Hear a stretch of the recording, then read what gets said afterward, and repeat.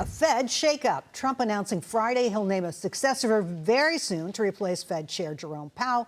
And a new Bloomberg report claims Trump's advisors are pushing for his replacement to be Treasury Secretary Scott Bessent. The White House was quick to call the report false, but regardless, Bessent is clearly emerging as a rising star, or a complete total star already. He's fresh off a major trade deal with China, and shortly after his reported scuffle with Elon Musk, Musk posted on X that his comments toward Trump went, quote, too far. Larry, you got to weigh in on both of these. Okay? The fist fight. Trump was playing it down in the podcast, Miranda Devine's podcast. You said you heard about it. Scott Bessent is becoming a very good Treasury Secretary. He's a brilliant guy. No one should be surprised. He was my pick for Treasury all along, and I told that to the boss. As far as the Federal Reserve, Scott has said he's got the best job right now. So we'll see. He's a brilliant guy. Kevin Warsh's name popped up, and Trump spoke very well of Kevin Warsh, another brilliant guy who I think would make a good Fed chair. And there are other names out there. This is all very early speculation. I might add, a bit mischievous at that. What Mr. Trump is doing, though, I kind of like this with his tweet today and X-tweet with Jay Powell, who should cut the rate. He's working the ref. It's like a good basketball game. He's working the ref, you know? It's kind of cool, kind of shoving him, giving him a little hip check here and there. With CPI where it is, that we should be a point lower. And Jerome Powell isn't cutting rates. And in his Truth Social post, he said you should cut rates because of the interest payments that we have to make on our debt. So if Jerome Powell continues to play politics, which I think he's doing, it hurts the country. It hurts us. I agree.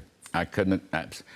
You know, ask yourself, we said it earlier in the show, in September you had a jumbo rate cut, which backfired, right? Long rates went up, but the inflation rate was around 3%. Right. Today, last 4 months, it's 1.4%, and he won't cut. So it doesn't make any sense. No consistency to it. And I guess he's blaming it on tariffs, like all these other silly people. The big bad tariffs. You're clearly so happy with what's gone on so far with the Fed. Either of you. I want to hear from both of you. Well, I think it's pretty early to be talking names of people. I agree. 11 months. I agree with Larry on that one. My bigger thing is my problem with the Fed, and I don't know how much a Fed chair can do about this, but I think its fundamental problem with the dual mandate is going to still be there no matter who's in that chair, which means they just have to make a decision. Which side of that mandate am I going to skew to? Let me... You like the dual mandate? You cannot. No. You cannot be a dual mandate liking. Look, Paul Volcker had a dual mandate, and he chose to argue that price stability was the best tonic for economic growth and high employment.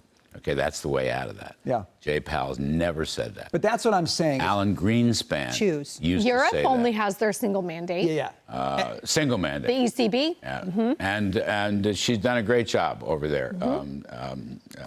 I know. Lagarde, Madame Lagarde, who's a pal of mine. I knew Christine Lagarde from the IMF. So look, here's the other thing now. You got to repopulate the board.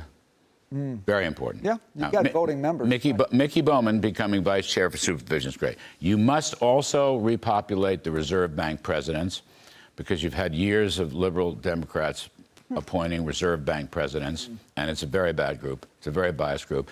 And then you have to dig into the board staff of economists, whatever they have, 300-400 economists, well-educated, smart people, but they're all biased, kind of liberal Keynesian models. Too much growth causes higher inflation, that kind of stuff. Yeah. Polls have been taken. They donate to Democratic campaigns, but I don't think that's not as egregious in my view. The intellectual models are what the problem is, and you got to put somebody. Look, Kevin Hassett. Big lift. Kevin Hassett could do this. Kevin Warsh could do this. Scott Bessent can do this. Other people can do this. David Malpass could do this. You just have to go in and change the staff and the models, and then gradually change the people in charge. You better have an energetic leader then. It's going to take a lot of energy. Amen and amen. And we have to have more after this.